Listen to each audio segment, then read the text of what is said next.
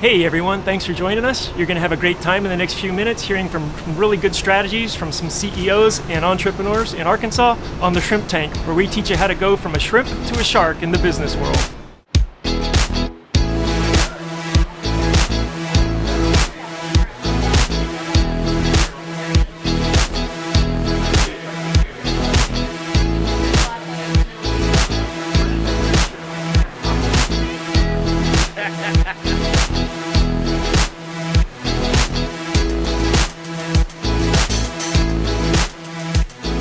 Hey everybody, welcome to the post-show wrap-up of the Arkansas Shrimp Tank podcast. I'm your host, Rich Jensen, along with my co-host, David Sims, and our special guest today, Ryan McClafferty of INSURICA.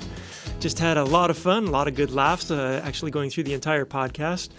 Each week on the post-show wrap-up, we like to bring you the highlights of those conversations, and every once in a while, you get something from the green room, something that's not in the podcast that we found out off camera or off podcast.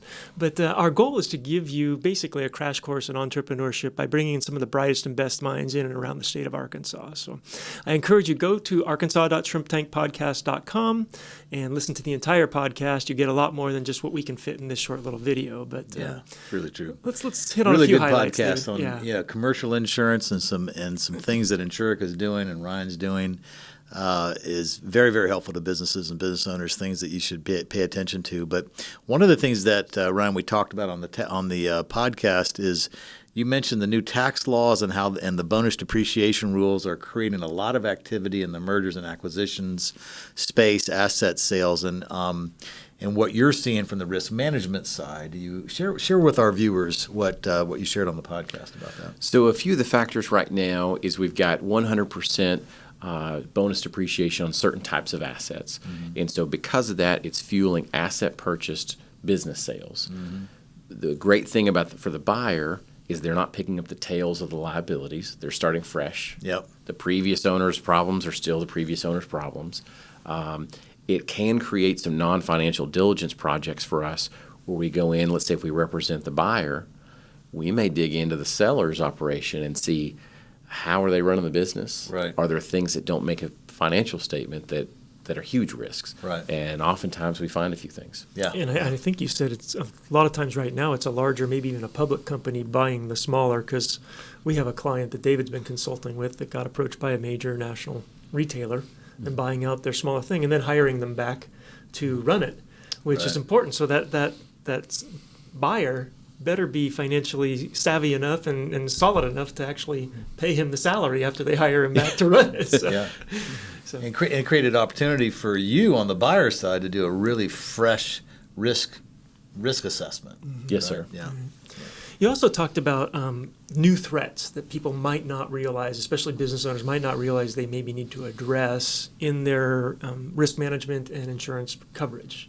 Share with our viewers a little bit about that. The two biggest issues we see right now are the data breach, cyber liability, anything that has to do with internet and risk. Mm-hmm. It's probably included in a cyber liability conversation. Mm-hmm. That's probably one of the biggest risks that's honestly not addressed by most business owners. And the other secondary issue that's probably just as pervasive are these employment practices liabilities. This could be sexual harassment, wrongful termination, different types of discrimination.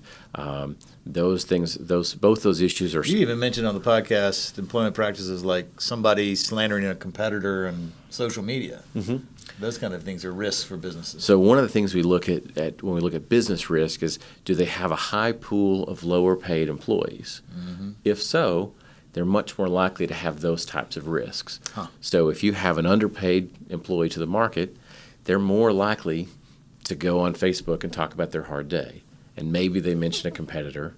Maybe they mention a key supplier that they had friction with. Right. And all sorts of fun topics. You also mentioned a little bonus here. There's all sorts of business people getting little emails that saying, pay me $5,000 in Bitcoin and I'll release your website or release your network back to you. And they're all Googling, what is Bitcoin? How do I open a Bitcoin account? How do I get Bitcoin? So we would call that cyber extortion, which would typically be rolled into that cyber product. Yeah, interesting. Yeah.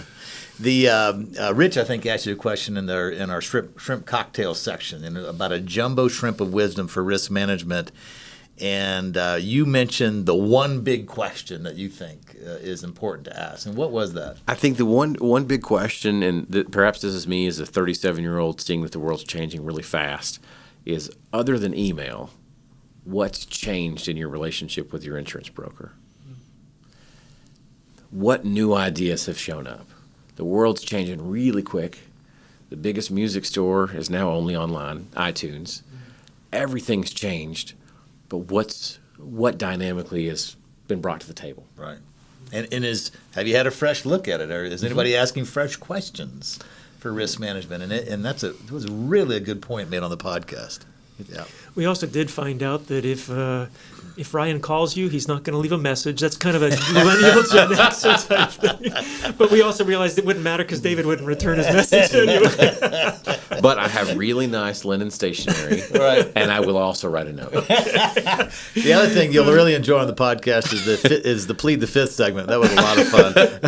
So I say that so that you can tell our viewers if they want to find out more about risk management, more about you, Ryan, more about INSURICA, what's the best way for them to get a hold of you? The best way these days is just to call or text my cell phone, 501-515-0721. My name is Ryan McClafferty. It's never been spelled correctly, so we'll just go straight to the source. Don't worry about the email. Don't worry about the email. Don't bother about the email.